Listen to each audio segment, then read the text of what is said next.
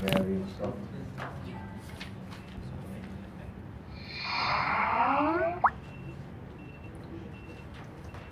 So we are talking about intrapreneurship.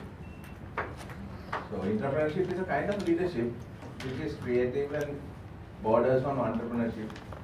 Difference is that you are given the freedom to behave like an entrepreneur, but you don't own the organization, and that's okay. Some people don't want to own organizations. They can act as entrepreneurs, and it gives us more than anything else. What really happens is any organization at the beginning was entrepreneurial because they start up from small organization. No organizations start big. It's always small and very entrepreneurial. Every startup, every organization had a startup, and that's entrepreneurial. But as time goes on, they gain wealth, a lot of assets and things like that, and you become conservative. You have to be conservative. You have to conserve your assets. So as a result of it, the question is how do you give life to the organization? Entrepreneurship is life-giving. You always have new life. But how do you do that? So this strategy of entrepreneurship is an answer to that. How can you give new life to an organization that's conservative and has to be conservative? As we mentioned earlier, you can actually create small organizations around this large holding company, and each one of those will have to be driven by a leader who is entrepreneurial because it's a startup thing. So it gives new life, really, a new atmosphere of innovation to prosper in the organization. If you want to grow and sustain, you have to always innovate. Even any one of us actually has to find, we have life cycles. We start off with one type of profession or one type of skill, and after some time that becomes saturated. You have to now take off a new skill. Probably that's why you are doing the MBA and things like that. It can give you a new route for growth, and that's what's important. So like that, we need to develop cycles. Now organizations also need to do that, and that's why you need to innovate. Innovate, the word innovate means make new, innovate. Nova means new. Right. So to make new. So if you look at innovators and you try to study innovators, people who are innovators, they have really kind of a aura about them, kind of atmosphere. They are sometimes not laid back. They are very active, typically characteristic. They look at things optimistically. They are optimistically. They don't look at pessimistically, very optimistically, and they always hope for the best and do things. That's why they can take risks. And they have vision. They always look at things in the future and how they would like to be. Also, they are very conscious about the market. What is the market? Market is actually a series of people who have needs. That's what a market is. Their needs. So people have needs. The entrepreneur or the organization has to create the want. They look at the need and create a product or service which the customers say, okay, I want this and not that. They have a need. But they'll have the want is created by the organization. And the customer will say, I have a need, but I want this. So that part of it has to be innovated. And organizations that are entrepreneurial and innovative have to be essentially flat organizations. If you have tall hierarchies, they are command structures, and a lot of ideas are lost in command structures. So they should be flat organizations, so that probably most of the things are done in project teams rather than in departments.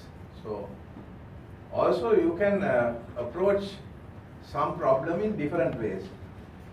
I was mentioning that, so okay, you have to eliminate, you say we want to alleviate poverty in Mondragala or some place like that, Sri Lanka. The bank will look at trying to do trying to do microfinance. Company, say organization like PIM will try to do training.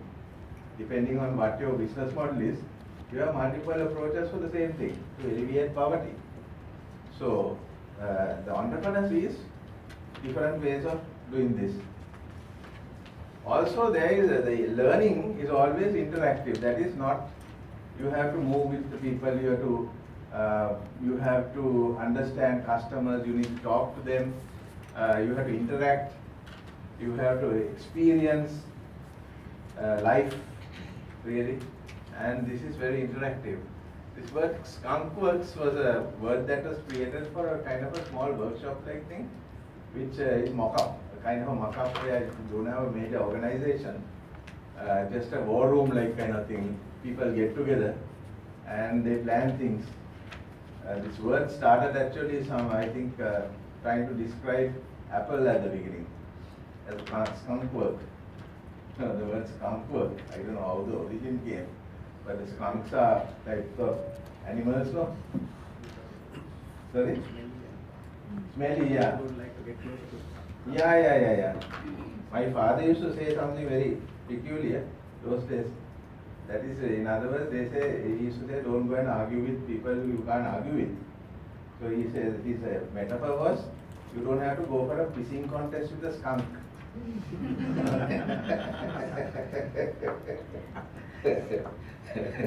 Right. So you should know, you lose because skunks they just lift their tail and shoot. So then, and it stinks for hell.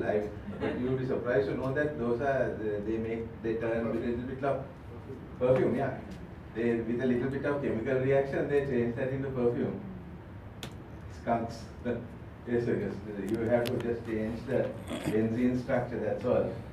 These entire benzene-based structures.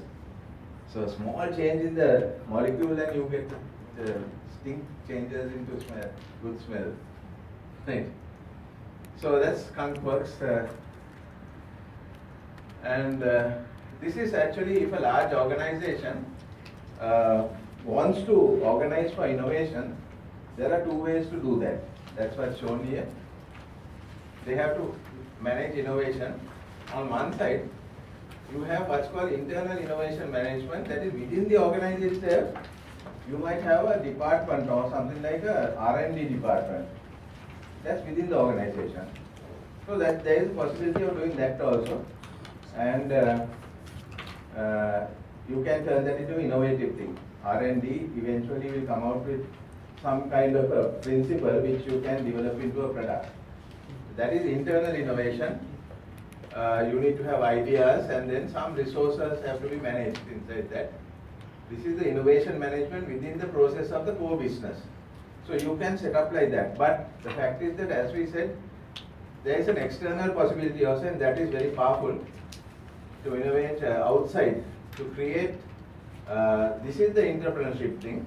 The entrepreneurship framework is continuously working on new products or services outside the periphery of the organization, but connected.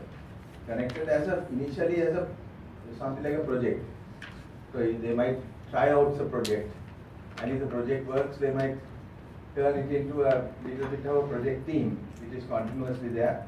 On the project team, you might get more work, and then it turns into an organization.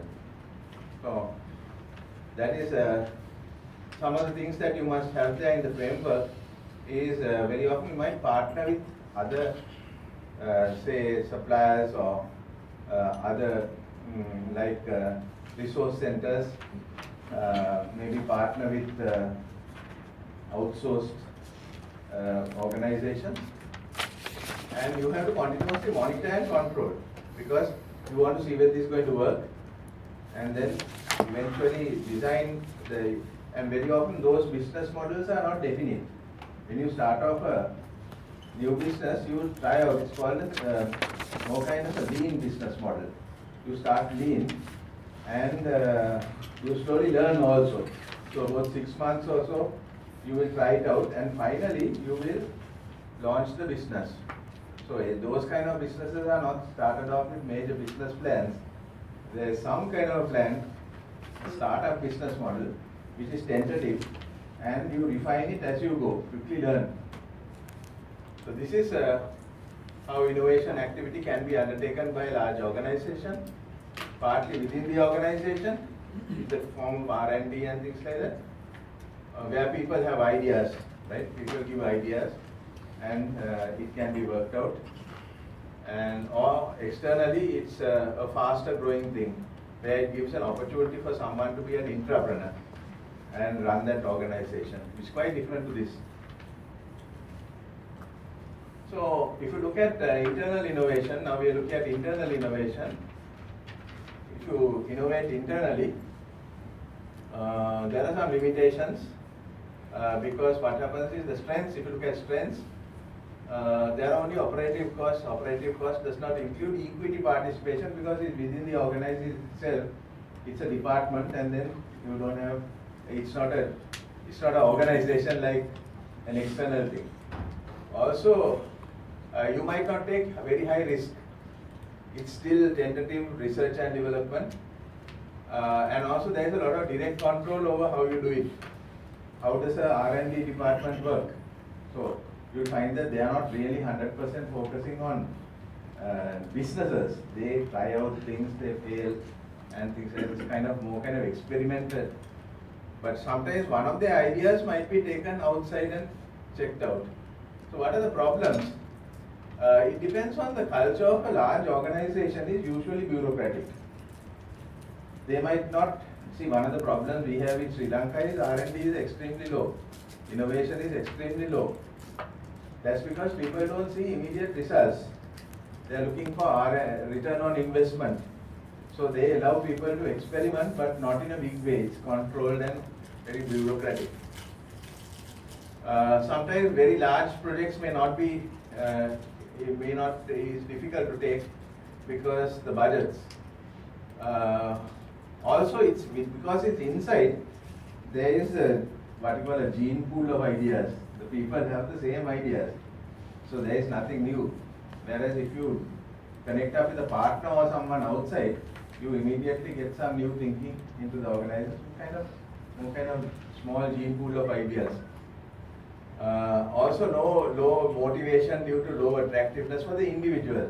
These individuals don't own anything. They don't see those three things we spoke about: our need for achievement, need for power, need for affiliation, is not felt. Whereas quite different to someone outside there, because he is trying out things, he is responsible for that, he is trying to achieve things. That drive is not there. So when would you use internal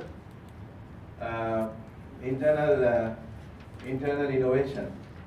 So when it's based on cost leadership, usually the three strategies that we talk about are always differentiation, focus, cost leadership. So if you're looking at processes and things like that, if you look at try to innovate on processes, then you're on the cost side.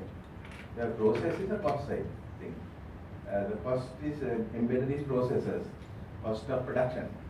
So if you are going to go into that, it's generally focused when you are looking at trying to innovate on processes, not on products or services.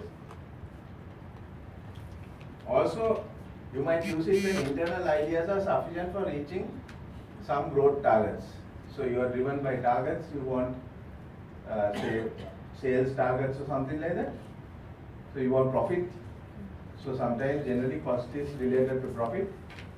So if you want to innovate on that, it's generally related to that. Also, you might try to do internal innovation in fairly mature industries, not uncertain industries. What are the mature industries like commodities, like petrol, tea, rubber, that kind of thing. But tea is a different thing actually. It now requires a lot of innovation. Your cost of production is extremely high in tea. And internally it's a bit difficult to think of it, but actually what the prescription is that you need to innovate on process. If you look at how teas are produced in our country, you will find that it's just replicating old methods from the time of James Taylor, who started tea, they are just manual movements are replicated in machines. The roller, the sifter, all those things are manual things.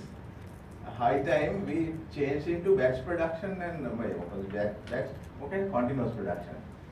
If you look at continuous production and trying to make things, people are saying, okay, but this is what we call traditional ways of producing tea, orthodox tea. But in the tea packet, nothing written about orthodox. So look at how Tata and people are doing things. Their cost of production is extremely low. Why they don't come into and knock our tea industry out is because there is enough of a demand in their country itself for tea. So they don't have to go out, there's so much of tea drinkers. But we have to do something about it. So when the industry is stable, so probably R&D within the organization might help. Look at production, how do you change processes and things like that, process of tea making. So if you are deciding what is the, when should you focus on developing your innovation through within the organization, then it is for cost leadership, if you are looking at processes. But if you are looking otherwise, external innovation, what are the strengths? We have a chance of getting partners and getting ideas from outside as well. Now if you remember the Aravind Hospital, if they didn't have the partner, sometimes they might not be able to make lenses. So if you are within the organization, searching for partners is a bit of a risky thing. Externally, you can take that risk. If it fails, that's fine, no problem. Also, external, why strengths are external sources of financing are more easily accessible. You need not get sources, internal sources of funding. You can, as a small business, which starts as small business, although it's connected with the large organization, independently you can go to the bank and get funding. Independently. So if you fail in that loan, it doesn't matter. The business will collapse and that's the end of it. Whereas if you take internal funding, it has some effect on the system, internal financial system as well. Also, enable innovation with own culture. That is, you might not carry the internal organization's culture. Say when someone starts a business outside as an SPU, you have the freedom to create your own culture. You might not carry the internal culture, you don't have to carry it externally. And also you can also create your own business models which have no connection whatsoever to the main organization system. Also, it's very motivating for the individual, especially if you are having an entrepreneurial tendency, it will give you the freedom of experiencing as an entrepreneur. So what are the weaknesses?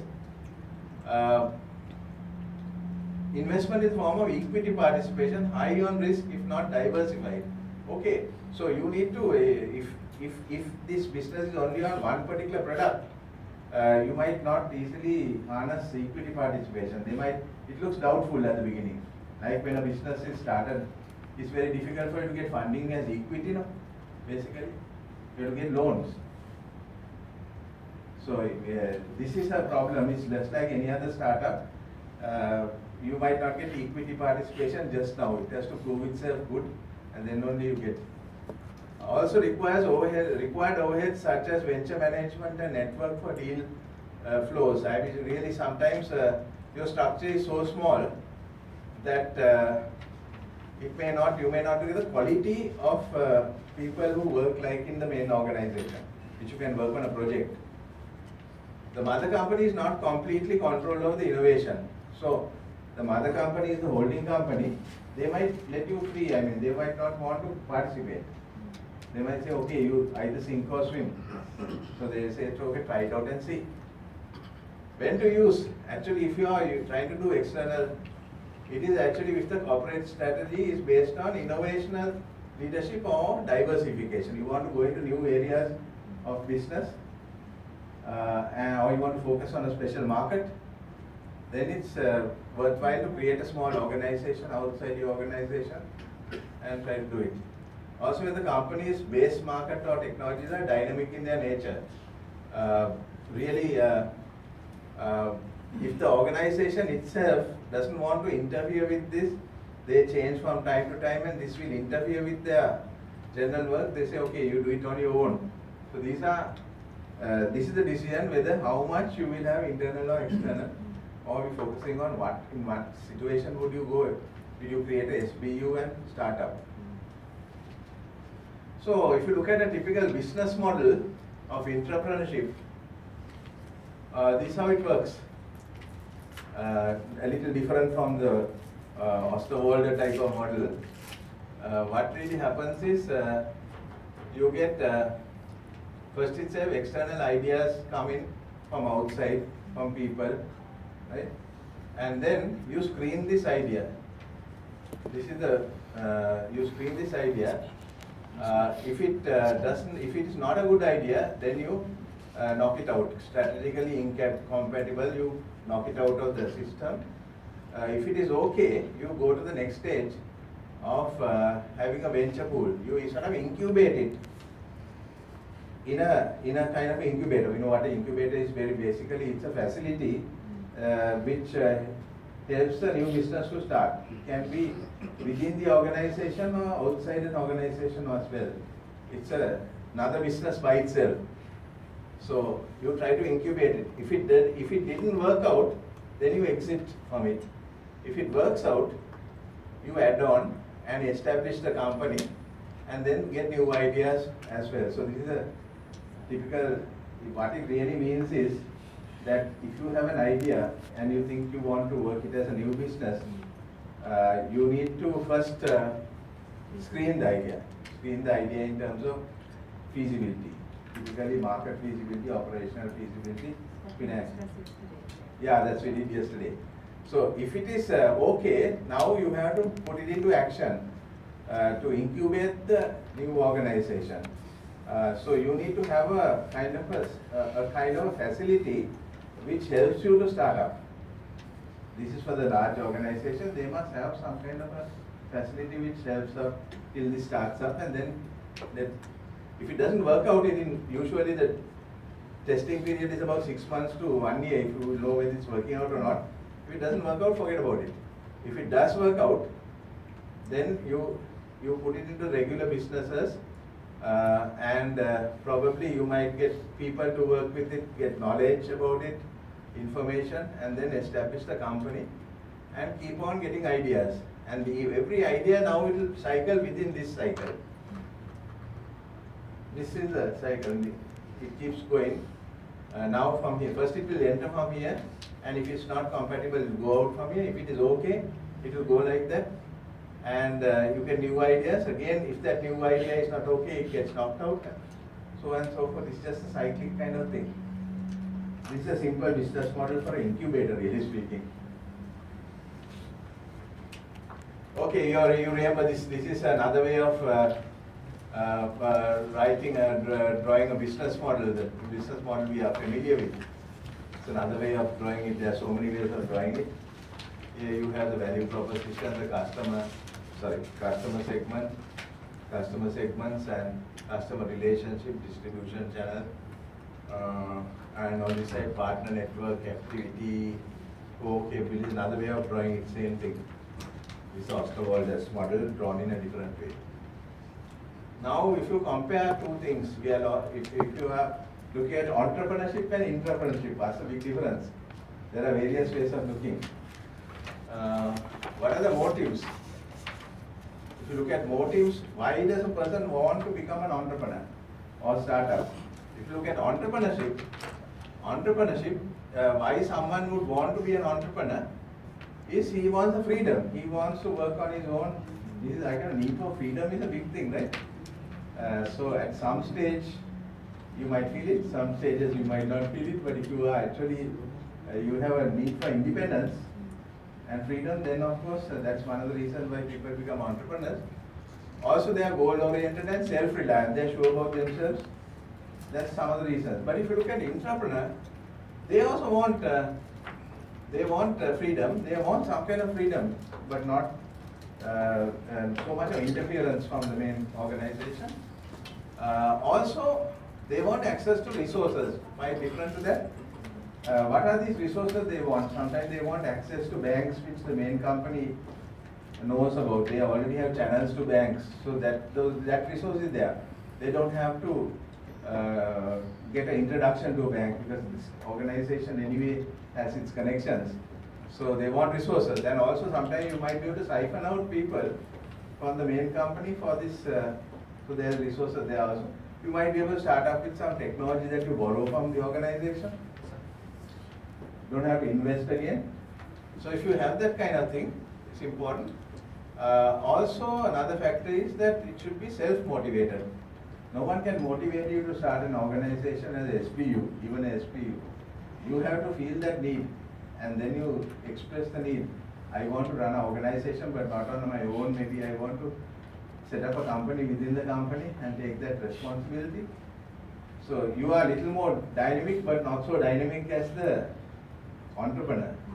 You want a little bit of support also. Only danger is sometimes you can get thrown out. When the organization starts growing, they might, or a CEO changes, he changes his idea, you are still under that influence. So that's the motive.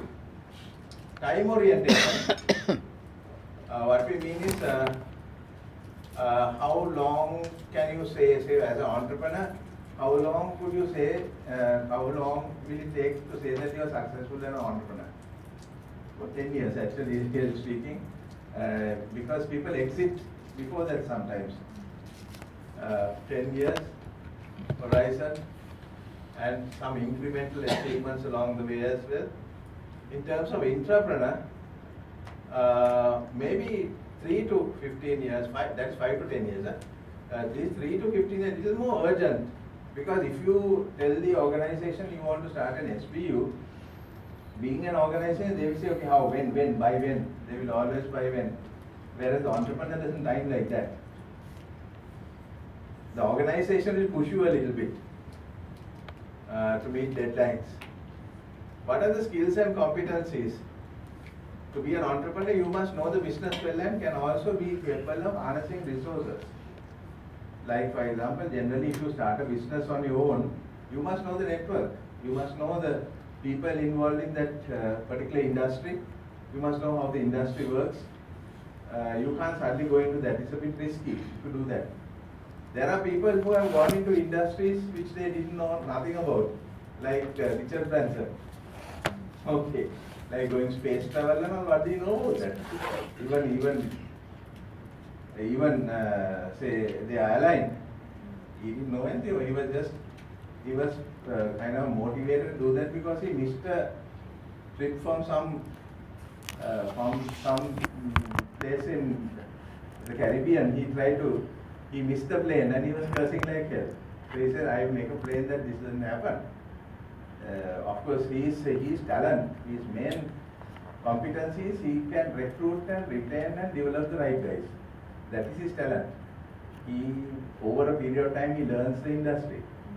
But he is no expert in any of those industries, and he has something like how many hundreds of businesses. Now, he is not a specialist in any of those.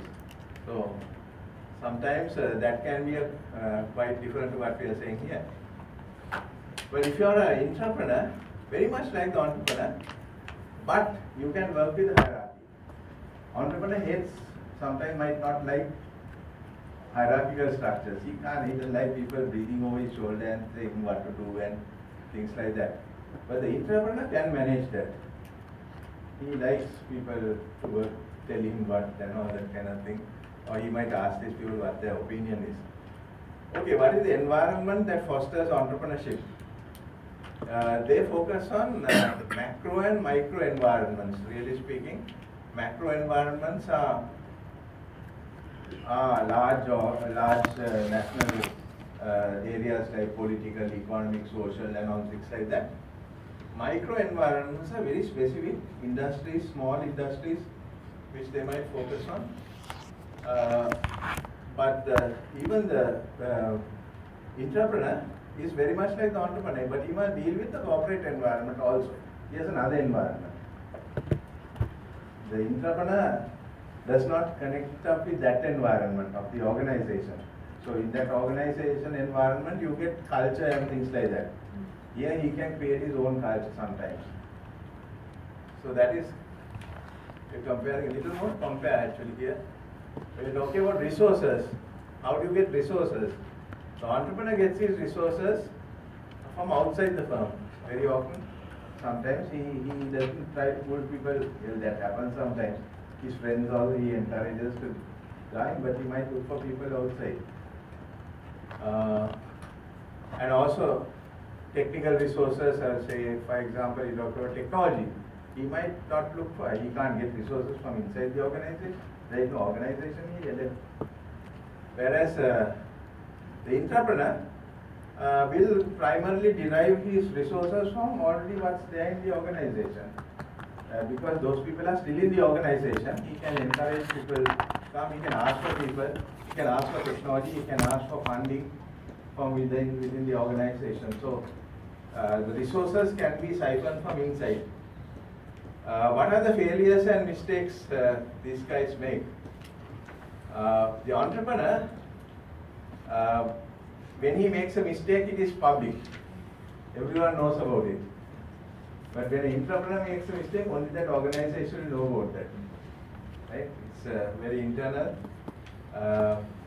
And sometimes he might try to hide errors also. What are the decisions, key decisions that have to be made by the entrepreneur?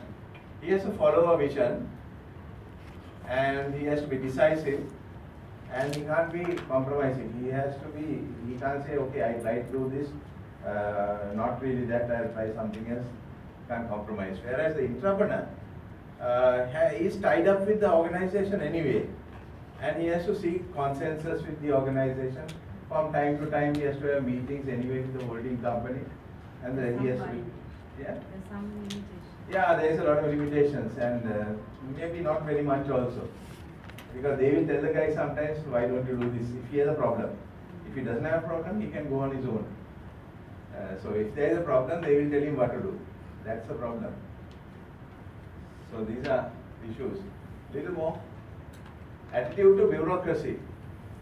The entrepreneur hates bureaucracy. He's impatient, tied up with, that's why he started up, basically left the organization. Very often entrepreneurs don't like hierarchies because it interferes with their own ways of thinking. Also, where the entrepreneur is concerned, he learns to manage the system in spite of being pushed and pulled and things like that by the main company. He can manage it. He can tolerate that. What is the risk? What is the risk that these guys take? The entrepreneur actually, his risk is moderate, and he can risk his money, his investment, and also reputation. Sometimes he tried to do something and he failed. So he a little bit of a shot on the reputation, right? He failed. So it's not a big thing. Entrepreneurs survive that. Where the entrepreneur is concerned, the risk is again moderate, but he risks his career and job at stake. Sometimes he tried to do that, and now he has to get back to the organization if it fails. So he loses his career path as a CEO, and then he has to sometimes go back to where he was, and the job also might be at stake. They might say, yeah, he can say, he can say, I'm sorry, I made a mistake. Depends on who the CEO is sometimes. Okay.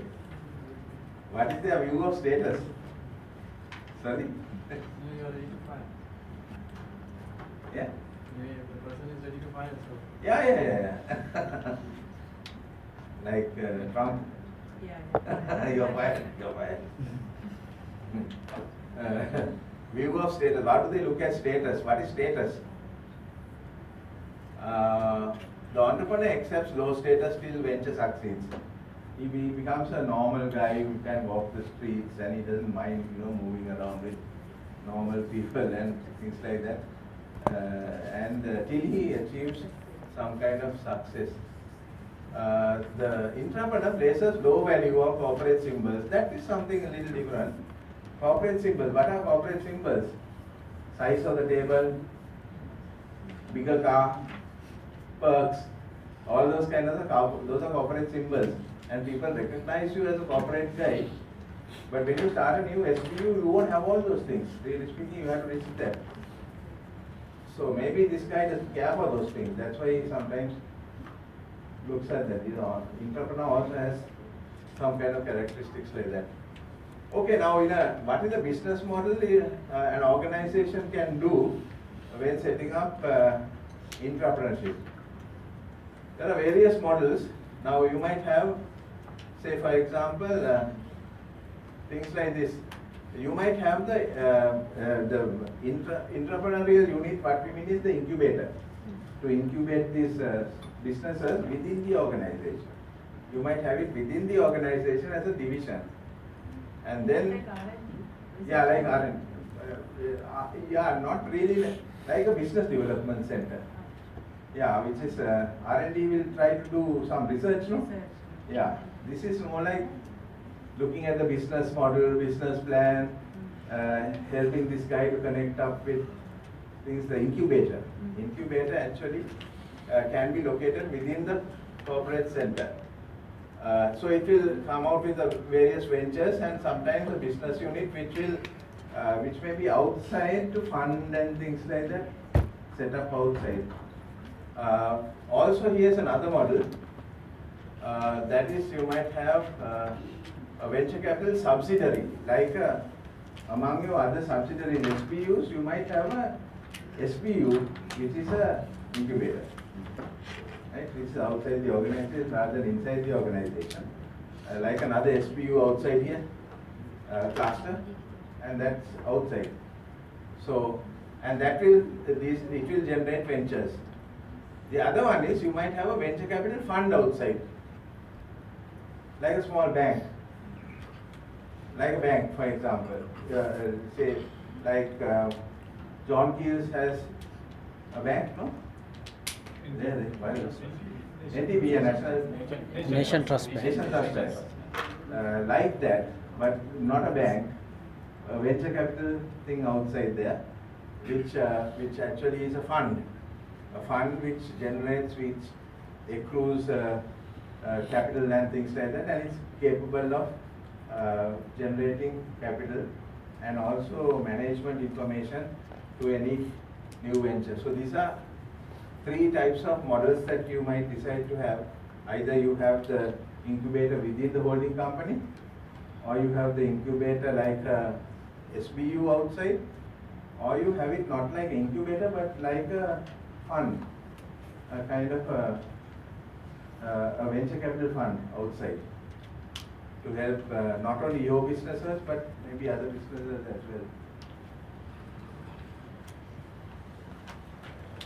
So what are the main challenges in establishing entrepreneurial units? Sometimes entrepreneurial units, entrepreneurial activities are often initiated without proper resources and proper sponsorship from the top management. You need the top management support to start this. They must be totally aware of what's happening. If you start it with the permission of a divisional head, it might be very risky. So the board of directors must know, of the holding company must know what's happening. So sometimes it's risky. Here's another problem: cultural clashes related to cooperation and strategic exchange of knowledge between the venture and the established company are issues. See, the holding company has its own way of working, its own regulations, its own policies and things like that. You start a new unit, it's not necessary that you have the same culture that the main company has, but you have to meet these guys. Sometimes, let's say for example at a board meeting, there might be some clash because the way you are doing things in that small unit and the way the main company does it can be a clash. They say, why don't you follow what we are doing? But if you follow what they are doing, it will be very controversial. I mean, it will be conservative. So there are clashes like that. Sometimes even the style of the entrepreneur might clash with the style of the people inside. The entrepreneur might say things, which are not appreciated by these other guys. So these are problems. Often entrepreneurship is done with an unclear mixture of financial or strategic goals. They don't know really what they are going. They may be going on what we call a lean startup. They don't know. They're taking out, they're experimenting.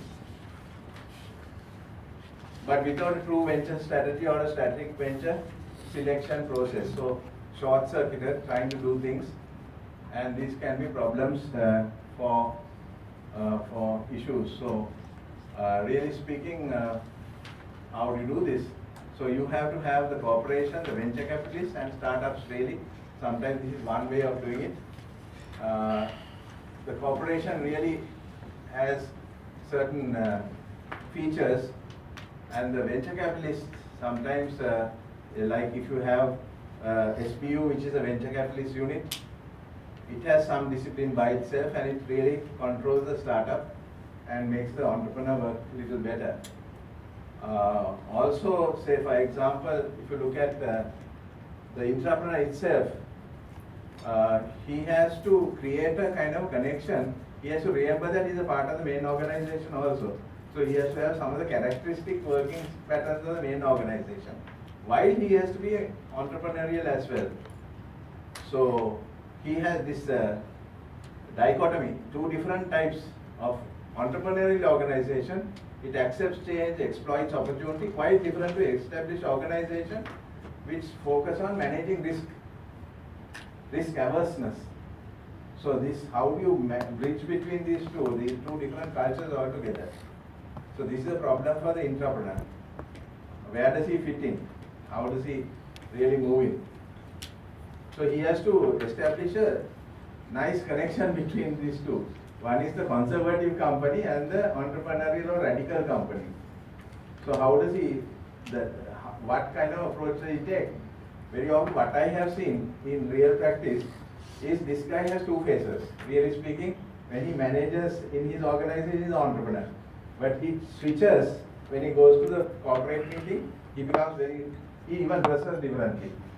When he's working in his organization, he becomes very dressed down kind of approach, but the day he goes for the board meeting, he totally changes. I have seen this happening. For example, there's one guy who says, when I go for the corporate meeting, he even wears his Rolex. He wears a real classy pen, because all the other guys are like that. You know, when they go, they look at each other's mobile, these things and things. That's a different culture, right? Whereas when he goes to that, he just goes flat. He just drops all those things, but that doesn't suit that kind of environment. I can remember going to one of those meetings, and this guy, you know, purposely he had a Rolex, and he was stretching his hand out. You know, to show that, look, I am one of you, okay. So, this is, so then there is a lot of acceptance, otherwise there is a lot of challenge. They don't communicate very well, especially the conservative managers and the radical managers, they are issues. So this is something very important. So the company should really focus on entrepreneurship. Why we said that was, that is the logical way to grow for an organization. When you have to have the outer boundary of the organization being radical, whereas the core of the organization should be conservative. That way you can grow. It's like a tree actually. If you look at how a tree grows, there is bark, it's very important. And then the branches start shooting out, and sub-branches and things like that. But the real growth comes from the outer, because that's the one that captures the light and the energy and things like that. But it's very important to have the center as well. So it's these are replicated actually. We are getting more organic when we are understanding organizations. So three very important areas. You need to innovate. So you need to innovate. You have to create entrepreneurship as a supplement to own research and development. So your inner organization will be doing the research and development, and outcomes of the research and development can be tried out by the small companies, not by the main company.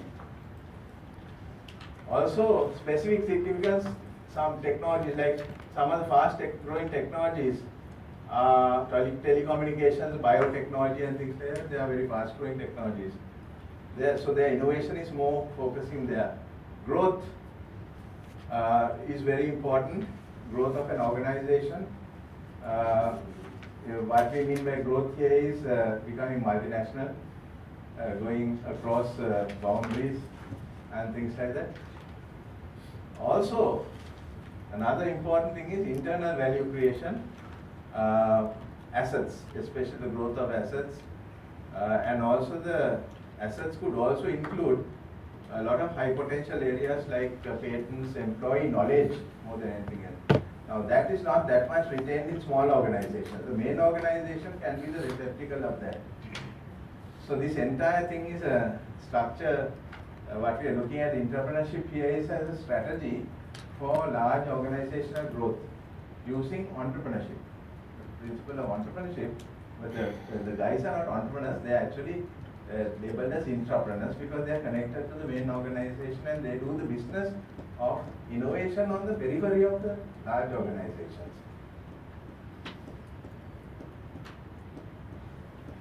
Most common ways of supporting ventures are financial support, provision of business networks, availability of human resources and know-how. So these are some of the important things that kind of support that's required. Financial support, business networks, availability of people, industry know-how, facilities, utilization of R&D resources from inside.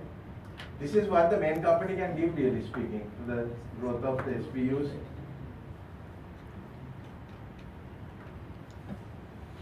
Members of the membership on the board, financial control, members of executive management are seen as the most effective control instruments because there has to be control as well. One of the important things is large organizations don't have to, their failure rate of the SBUs has to be very low.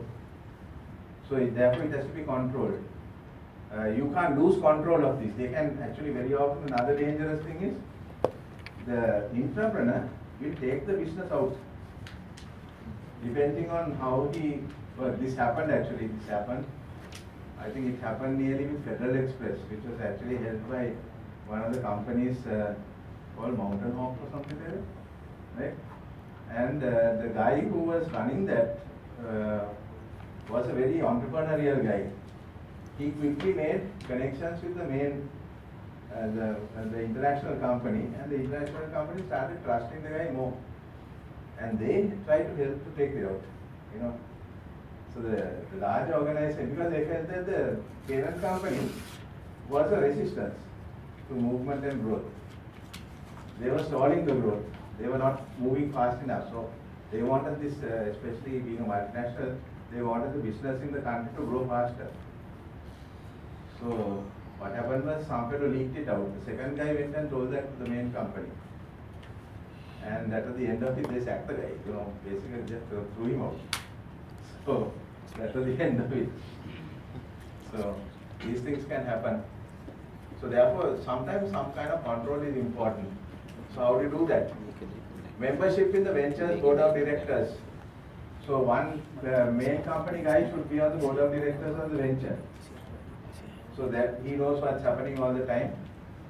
Also financial control by the established company. Some kind of financial control should be, maybe the funding should be organized. Membership in the ventures executive management. Some role from time to time, people can be allocated to do some work there and taken back and things like that, so you know what's happening. Regular meetings between the venture and appropriate business units. Informal chats between the venture and the established company. From time to time, walking by the CEO of the holding company to see how things are happening and things like that. So that's in the interest of the main company. Especially some of these businesses grow pretty fast and it's good. And that becomes a big business for the main company. That is the life of the main company. So they can't lose it. Okay, too much to talk about in this, right? Will you read these things? I mean, I'll just leave off, right? You can read these things. Otherwise, I'm just talking about this. So these are obstacles. Other significant obstacles are lack of top management commitment, things like that. Cultural clashes. Really, lack of know-how is often a factor preventing successful. Lack of know-how. Really, sometimes people might have the urge to do a business, but they may not know the nature of the business too much. They want do the business, and probably they might bring in the experts as well. But they are only driven by power, not by achievement. So this is important. No, okay. Too much of that, right? But the fact is, these are the new areas of leadership. These are the new areas of leadership, and it helps. ඒ මොකද කරේ අඩු කරාද? ධම්ම ඉන්න ප්‍රශ්නේ ඒක තමයි.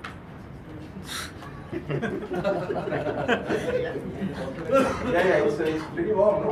Very warm, yes.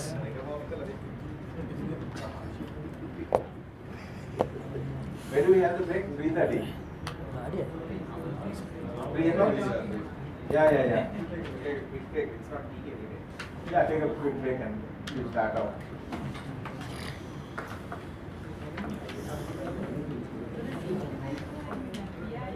Yeah.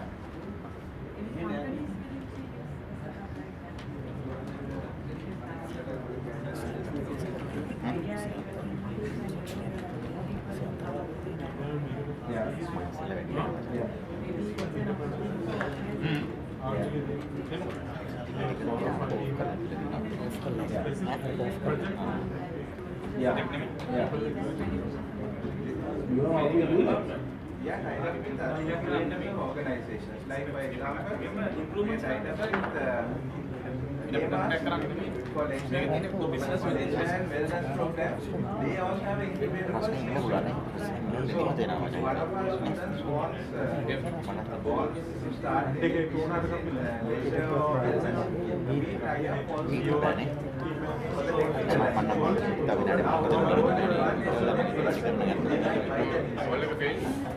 so there is advantage for them, reasons for them. Why? When they are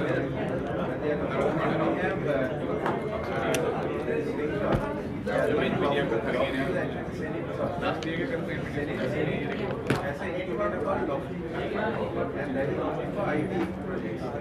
So now, 50% of our guys do IT. So we connect them, and they also release like what these guys are going to do. Even if they are not, they may not use one of the other projects, they will help. So it's another one which we are connecting up with, which is this one. This one is branding stuff.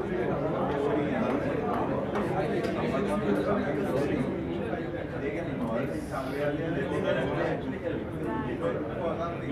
But it's an opportunity.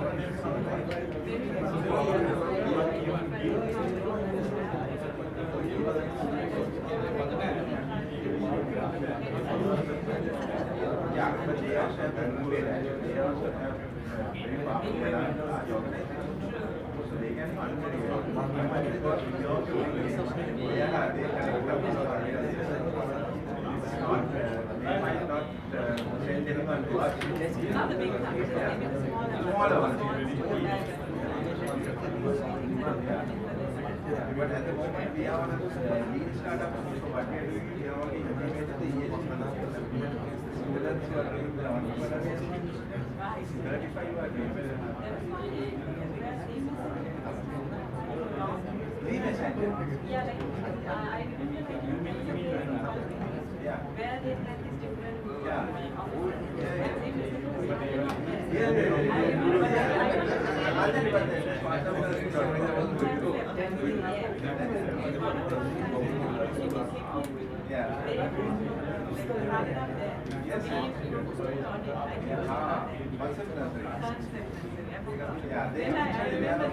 They are now located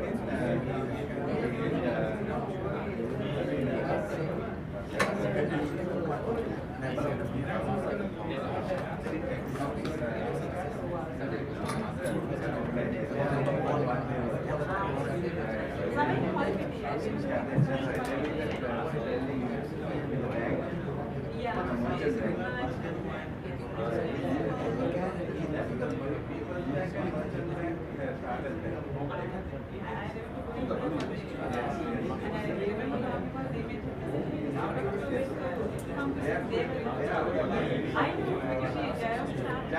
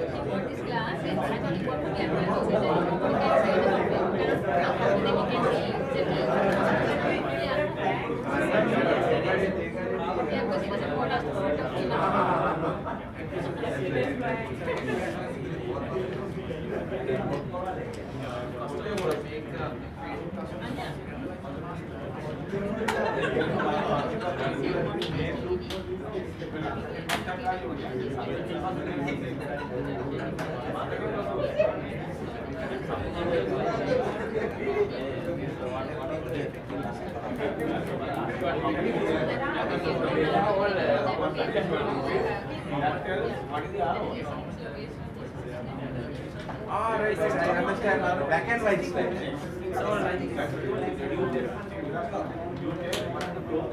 This is the one we just finished. Black and white. Yeah, it's only black and white and not in the same home at what you have been seeing. Your ones are more attractive. Yeah, I understand. And even some of the pictures not here. Okay, I will go back. The one, the spiral one, it's not there. And the one slide is missing it. The last one. Okay, I will go back and listen. I will go back for that. All the slides, all the lectures, it is like they removed them, maybe to reduce the size or whatever, I don't know. Some color pictures are there, but most of them, the colors have been removed. But I am the one who uploaded. I have uploaded the wrong one there. Yeah, even your signature was different. Yeah, in some of the slides, you see in the Italy, but different. This is the older one. Yeah. Accidentally sent the old one. Yeah, it is for old one. I am the one who uploaded. Some of them were Yeah. colored. The first one was okay. Yes. And then when you go to the one, most of them black and white and a bit different. The arrangement was different. Now you can put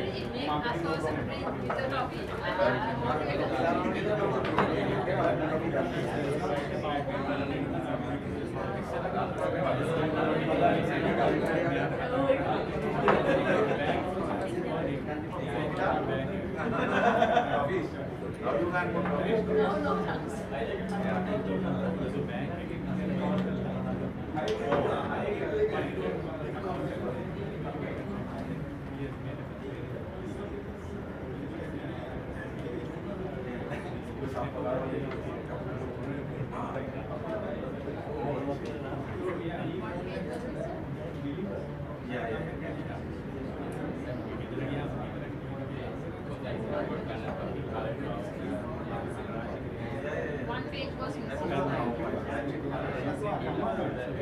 the one who uploaded. I have uploaded the wrong one. And the colored version. Yeah. Some of those processes we can't distinguish. I will send you the right one. Only for this one. The one is the morning also. The black and white version. Almost all except the first one. Yeah. Black and all the slides are black and white. Black and white. So some of those processors and then the two circles interlink crossing and all that. Yeah, it's a bit difficult to understand. And you highlighted some words with color. And those are coming in black and white when we print it off. All the, I think somebody made low resolution of the converted into PDF. Because put as PDF document. Like 4 slides in 1 page. Something like that. You don't want something like that. I will check that out.